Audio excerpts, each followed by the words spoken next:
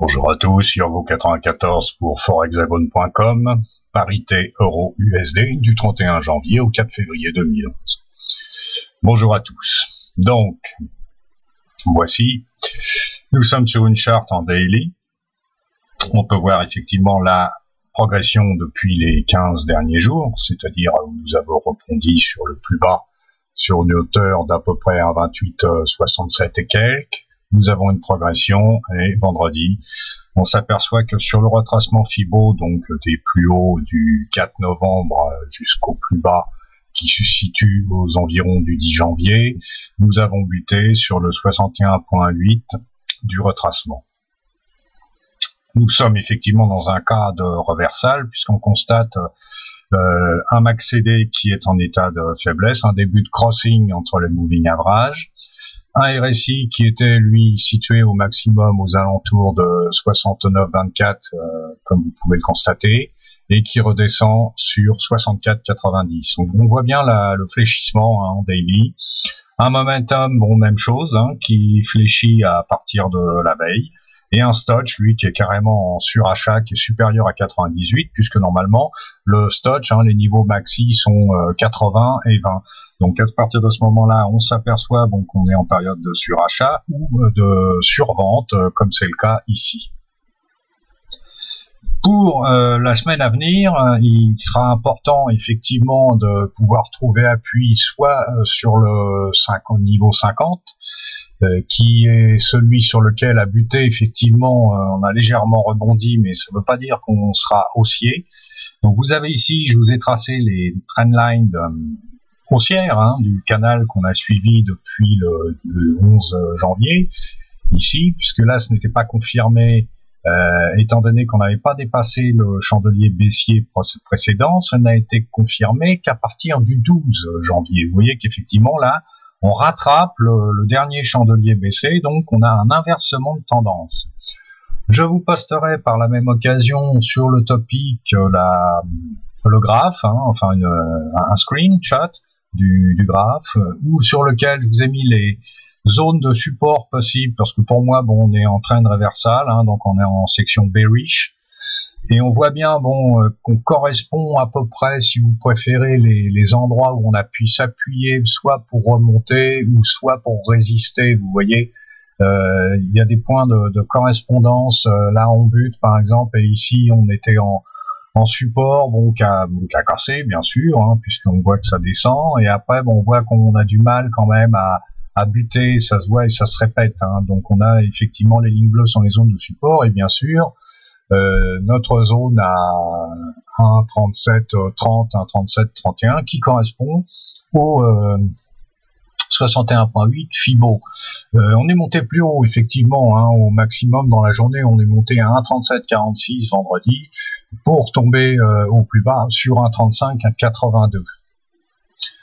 J'ai mis par la même occasion ici, j'ai tracé la fourchette de FA, là on voit mal en bas parce qu'effectivement c'est le bas de la fourchette, et comme on était en haussier, on ne peut pas voir bien sûr ce qu'il y a plus bas, mais vous voyez bien que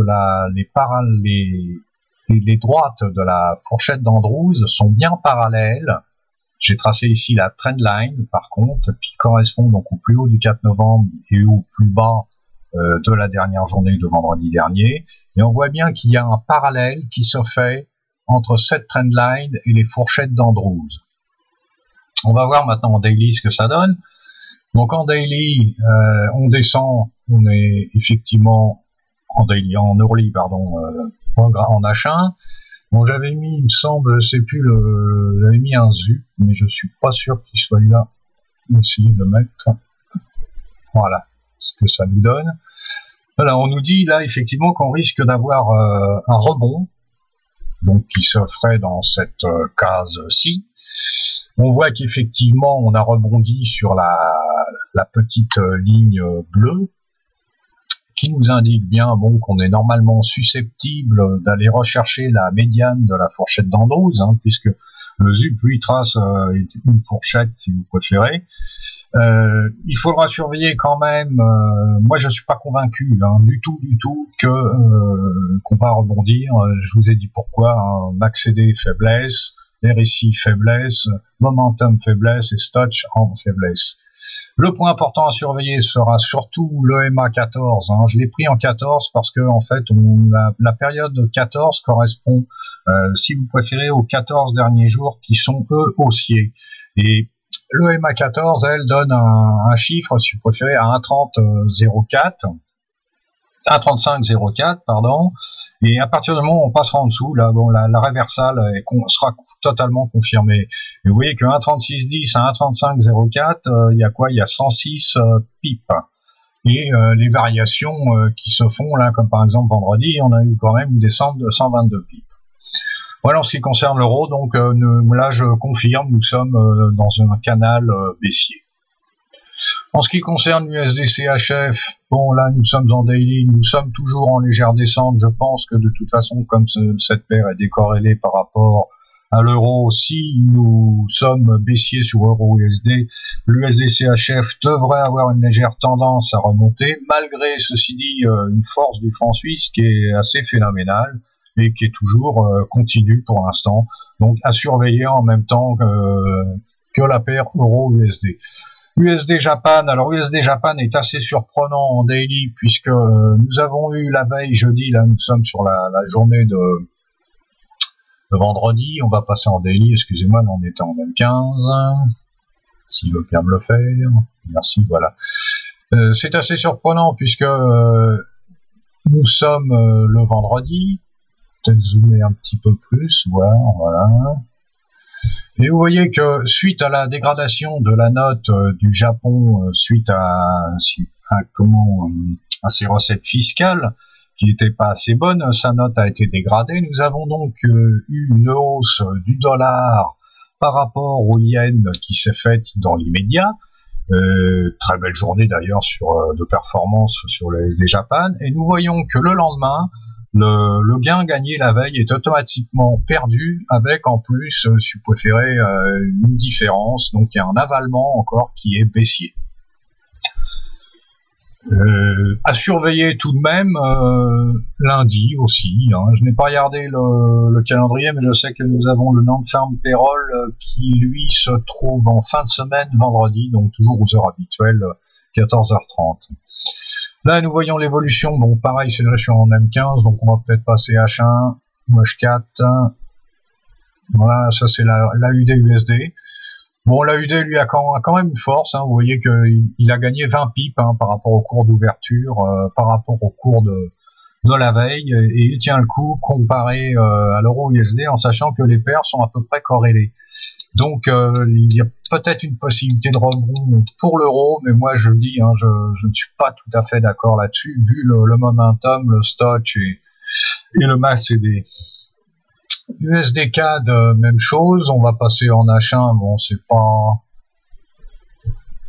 Il y a une progression quand même sur la semaine, on va se mettre en H4, voir si elle est confirmée.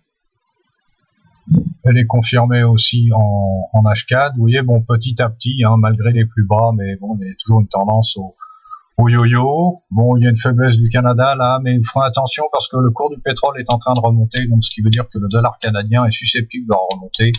Donc automatiquement, le dollar US de baisser. Bon, en daily, c'est pas vraiment significatif puisqu'en daily, on est toujours en baissier, malgré une correction par rapport au jour précédent. Hein.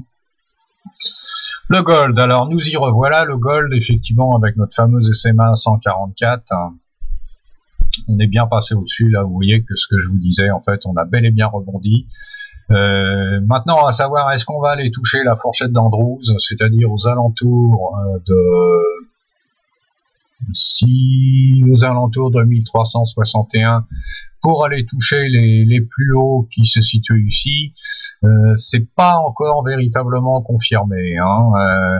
Moi, j'attendrais quand même un petit peu de dépasser le chandelier précédent. Hein. Dès qu'on dépasse, on pourra effectivement rentrer en positif. Pour ceux qui sont les plus courageux, qui sont rentrés effectivement avant, écoutez, restez-y et puis ralignez votre stop de façon à rester toujours bénéficiaire. On voit très bien que la Trix ici, elle n'est pas toujours pas passée dans le vert. Notre CCI, commence à peine lui à sortir. Et notre RSI, lui, est situé à 35 en daily. On dit toujours qu'il commence à être positif à partir de 30. Certains experts préfèrent, eux, la valeur 50.